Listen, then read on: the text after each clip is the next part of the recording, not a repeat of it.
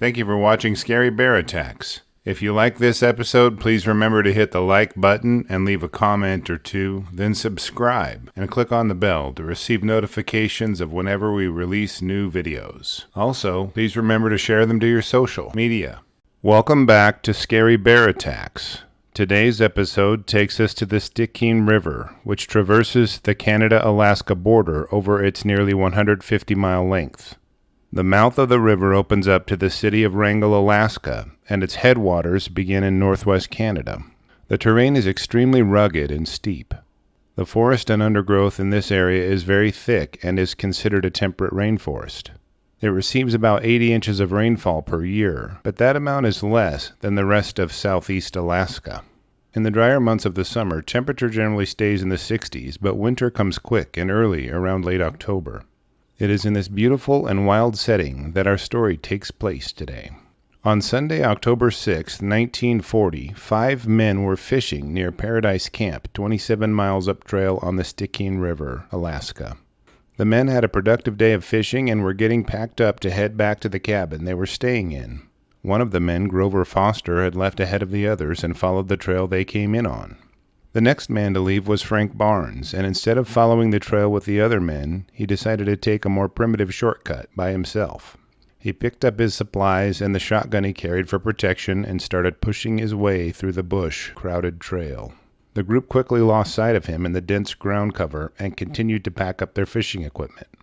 It was only a few minutes before the men heard a gunshot from Frank's shotgun. They heard him yelling and began making their way through the dense brush toward him.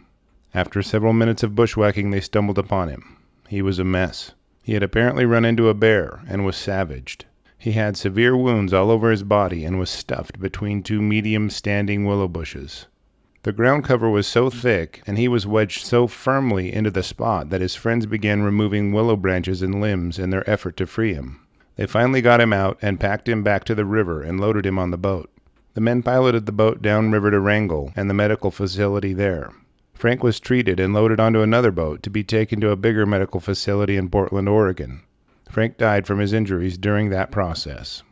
Around a year later and about 30 miles downriver, father and son Tim and Arnold Prusi were piloting their boat up the Stikine River with plans to scout for a moose hunt that was coming up soon. The 2 men found a promising spot for fishing and pulled over for lunch and maybe a little bit of scouting too. The son, Arnold, had recently won a .30-06 rifle in a raffle and brought it on the trip with plans to sight it in on the way. After some productive fishing, Arnold decided he needed a good stick to poke into the riverbank to hold his fish. He loaded his rifle and carried it with him as he searched. Arnold had walked about 30 yards away to a nearby bush and began cutting himself a stick when he noticed a large brown bear emerge from the brush a short distance away. The bear wasn't looking at him and seemed to be focused on his father, Tim.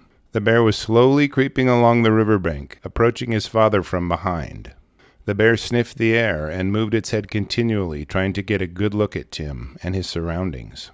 As Arnold watched, the bear lowered itself to a point that its belly nearly dragged on the ground. It looked as if it were crawling closer to the oblivious fisherman. It carefully closed the distance and slowed its movements. The bear was about 25 yards from Tim at this point. It then pulled its rear legs underneath it as if it were getting ready to launch an attack. Arnold had seen what he needed to see to decide to shoot the bear before it attacked his dad. He aimed his loaded rifle at the bear and fired, but missed. He quickly worked the action of his rifle to load another shell and aimed again. The report of the rifle rang through the valley and the bear collapsed to the ground. The shot had struck her through her spine and paralyzed her rear legs. She roared loudly and tried to continue the attack using only her front legs, pawing the gravel to gain traction.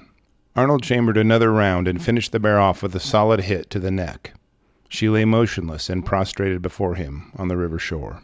Tim was shaken by the shots and had no idea what all the ruckus was about. He ran over to Arnold and the 2 men talked in amazement at how close the bear was.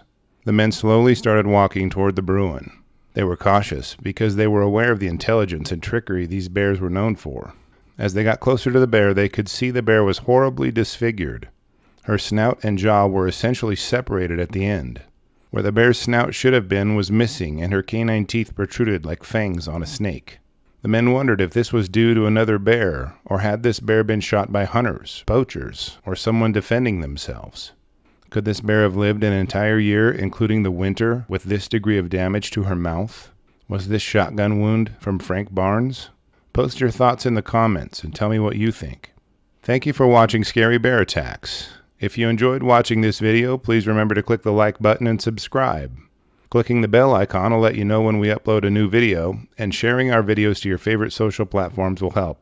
We value you as a member of our human community, so please be safe out there, especially in bear country.